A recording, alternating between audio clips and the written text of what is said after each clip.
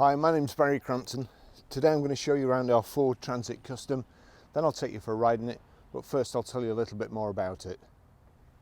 It's a 2017 17-plate Ford Transit Custom 2-litre TDCi 290 Limited L1H1.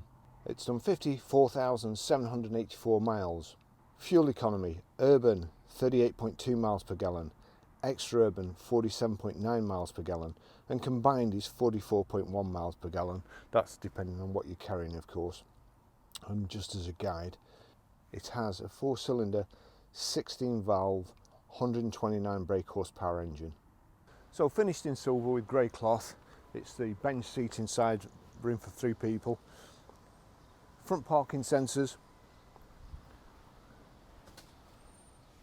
power folding door mirrors, 5-spoke alloy wheels, the side protectors here,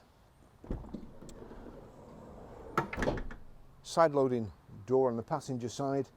You've got a little flap underneath the passenger seat which folds up in the solid bulkhead, allows you to get longer items loaded in, pipes, ladders, stuff. You've also got the easy clean, hard wearing kind of resin floor, and it's ply line too. It's got mud flaps all round.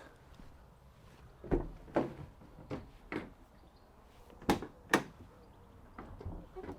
doors lock in the 90-degree position, and then you can just uncouple that and it will go to 180 degrees, making it easier to load with a forklift or reverse up to a loading bay. Oops. Rear parking sensors in the bumper too.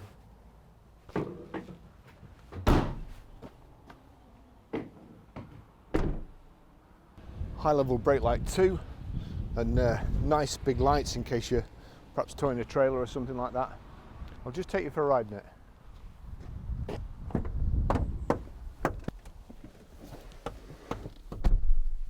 It's a lot easier to get in than some, mainly because the handbrake's there and not down there.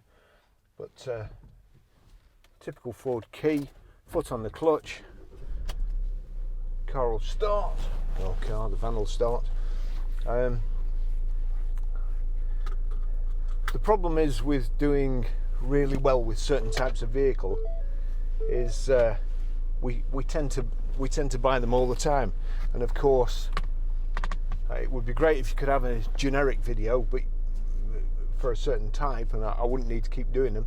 But obviously each van's different, they've all done different miles, and the main thing that we do these videos for is to show you how they drive, especially in this day and age where every time anybody's been in a custom oil, we've got to well, we don't have to, but we do wipe it down. Lance uses his fogging machine, his antibacterial spray, and it's time consuming and costly, but has to be done. Hopefully these videos go some way towards allaying your fears that it might be we might not be trustworthy, or the van doesn't drive properly, or we're trying to hide stuff from you. So we've been doing this for years. We'll continue to do so, and hopefully it will make it easier for you to trust us, give us a deposit, agree a deal over the phone, and if you come to, or if we agree a deal over the phone and you come to pick it up, and of course, well, you can drive it first, there's no problem there. If for any reason you don't like the vehicle, we will give you your deposit back, no questions asked. But it's just, I was talking to a customer yesterday and he couldn't quite get his head around it, because the one thing about the motor trade is, the first car I ever agreed a deal on, and basically I was about 12 years old and helping out in the showroom, and I was all excited, and went into who was the sales manager then, and said he's having it. He says he'll be back this afternoon, and he said to me, don't be surprised if he doesn't come back. And of course there's a certain type of person called B-backs which you never see them again. So, you know, what we're asking is, you know what you want, you're happy with the part exchange price if you have a part exchange, you've got the money, you've spoken to your wife, the better half, the bank manager, powers that be, you've made sure when you get home tonight your daughter isn't going to say she's getting married, your wife's pregnant, all those things. We're just trying to do the best we can with the tools we have, and basically between me, John and Lance, it's the car job's changing. I think it's changed for the better with the stuff we're going through now, and it will allow us to virtually semi-retire and work from home, which we want to. There's no point in having premises anymore, and we will give the same service and supply the same quality in cars. So that's the reason. We're not trying to upset anybody, that's just the way it is. There's only one salesperson allowed in the office with up to 2 customers, and we're maintaining social distancing and trying to keep everybody healthy that buys a vehicle from us. Not that we've got anything, touch wood. So if you could bear that in mind when you call, we're not looking for an argument, we're not looking to stitch you up, we're not looking to sell you a duff car. We only sell proper cars and vans, but unfortunately that's the way it's got to be at the moment. So now then, back to the Transit. Pretty much my favourite van. I love to drive these. They've got absolutely everything on this. It's got air conditioning. It's also got power folding door mirrors, Bluetooth hands-free and audio streaming, front and rear parking sensors,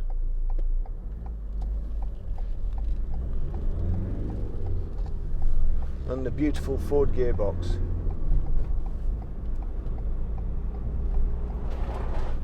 That's my thousands of pounds worth of camera equipment rolling about in the back. The one thing about the hardware in resin floor is it allows stuff to slide round easier, not as much friction to hold it in place.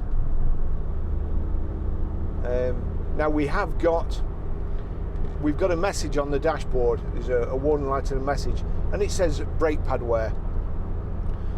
It's not been in the workshop yet, so that's the next thing that we will be doing. Get them brake pads done.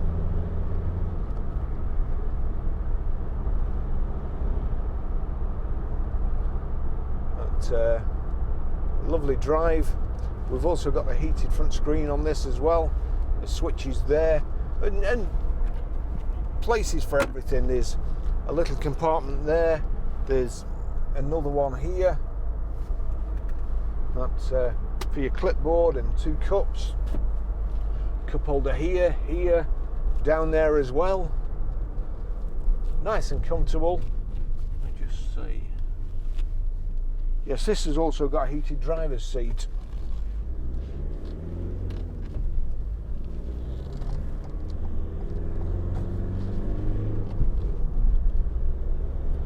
Dangerous roundabout, that. Really simple. Unfortunately, the people in the second lane tend to cut across the people who are turning left and leave you no room, like the guy did when I was doing the Evoque the other day and nearly took the front wing off, but didn't, fortunately, because I always expect it to happen, so I'm always ready. We've got cruise control here. We've got your telephone controls here, volume control, and also, let's just, dear me, I forgot this. Height and reach adjustable steering wheel, height adjustable seat. Let's get that down a bit. You've got your global lock in here, electric windows, and if I click media there, and just turn the control now. I have to wait for it to go back. Media, and then up to BT audio. Click on BT audio.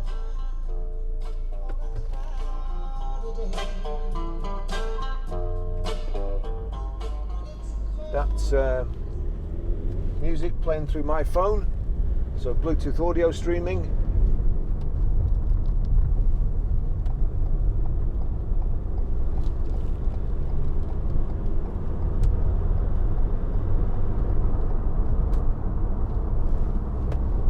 Really comfortable.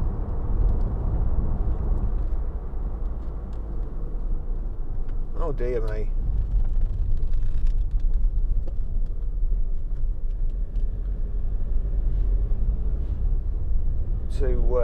Two donors there.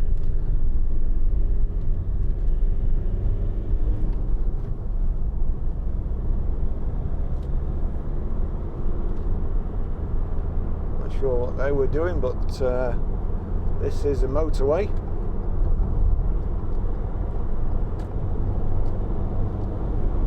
Still can't work out what they're doing.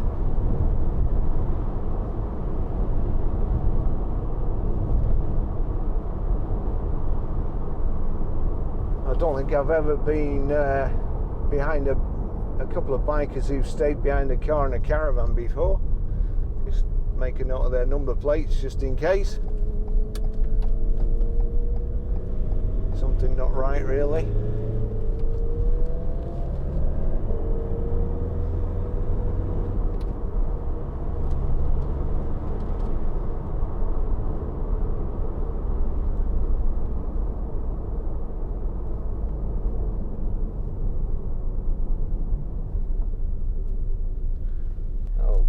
Me, they're absolutely all out today.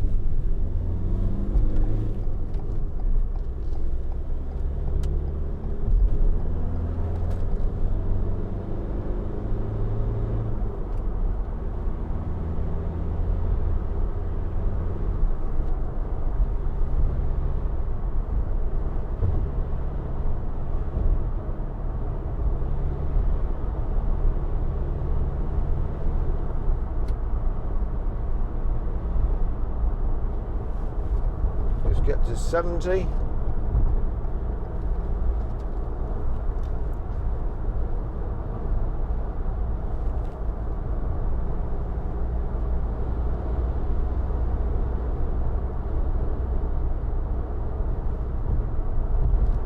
There we go, 70.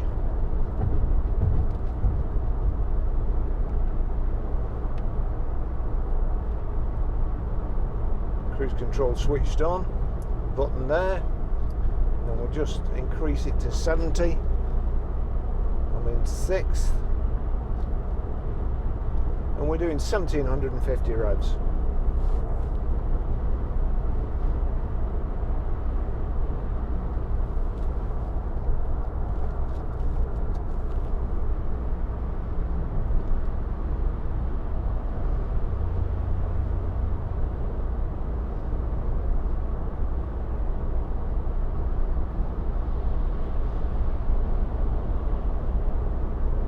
Air conditioning is nice and chilly.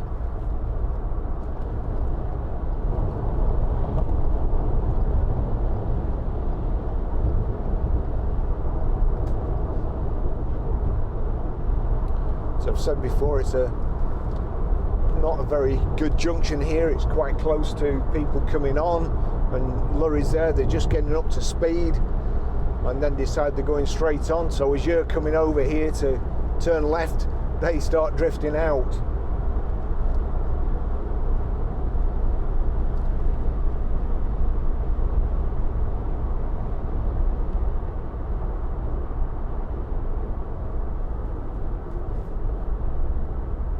Drives really nice. And I know I say that in every video, but as I've also said, we're in the fortunate position of being able to buy the cars that we like and pick and choose between good ones and auction fodder.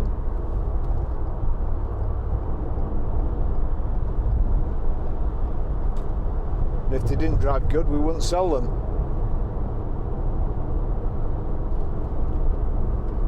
It's just transits feel like they've been built round me. The distance from my elbow to my fingers and the distance from the armrest to the gear stick is just perfect for me. So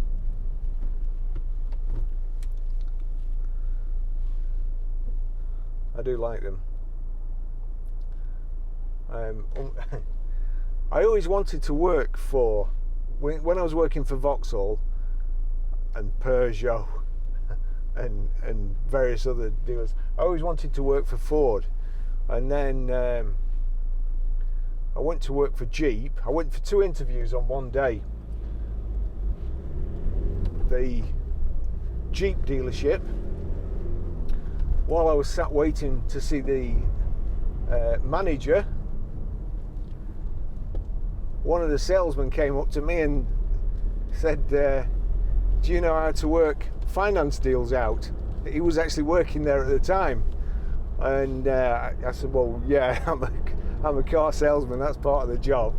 And he asked me if I'd do it for him, and I ended up closing the deal for him, working the finance commission out, finance payments out. Oh, this is just unbelievable. What a driver.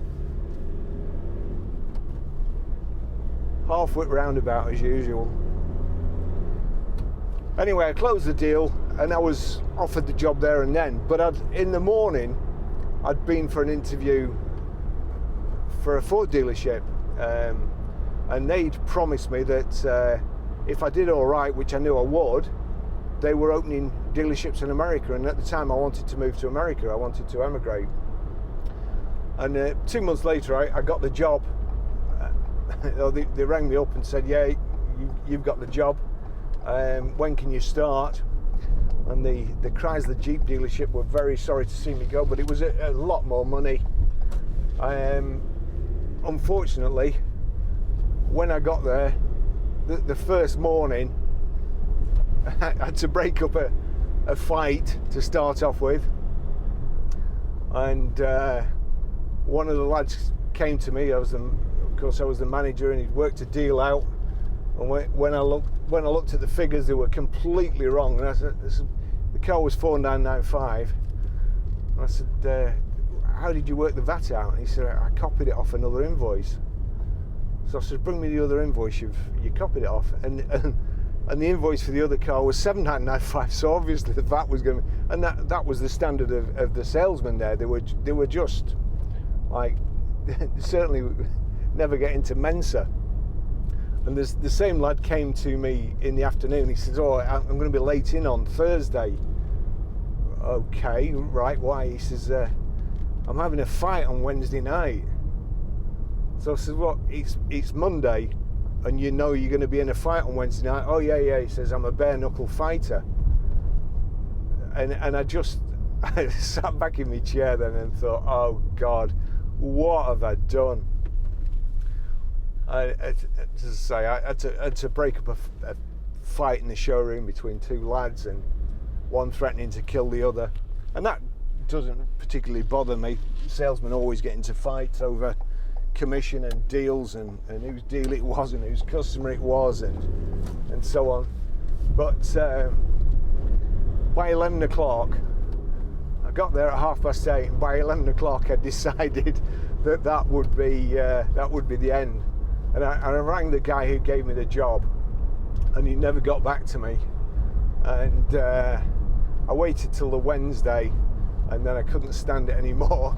And I just left my keys on my desk and walked home. And the walk, I couldn't stand it that much. The walk was 18 miles. So I love selling Fords. I don't particularly like Ford dealers. The product is excellent.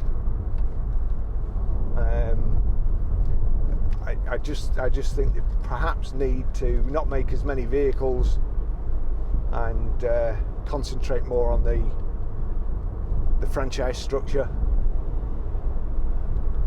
and the people who work there. And sorry if you're a Ford salesman, I know there's plenty out there that are good, but goodness me. Anyway, back to the car, or back to the van. Lovely. Probably the point of my story is that Fords sell themselves. Any numbskull can sell them, including me. They're just so good. And I think they probably, certainly the van's excellent to drive. So thanks for watching, listening to the story, and see you in the next video, which could be a BM Estate, a Golf turbo diesel hatchback, a Mercedes C-Class. I think that's about all we've got in at the moment that I've not caught up to. But I'm going to stop and show you how to pair a mobile, how to delete a mobile, and how to stream audio. As I say, van's got everything you could possibly need. Thanks for watching. See you in the next video.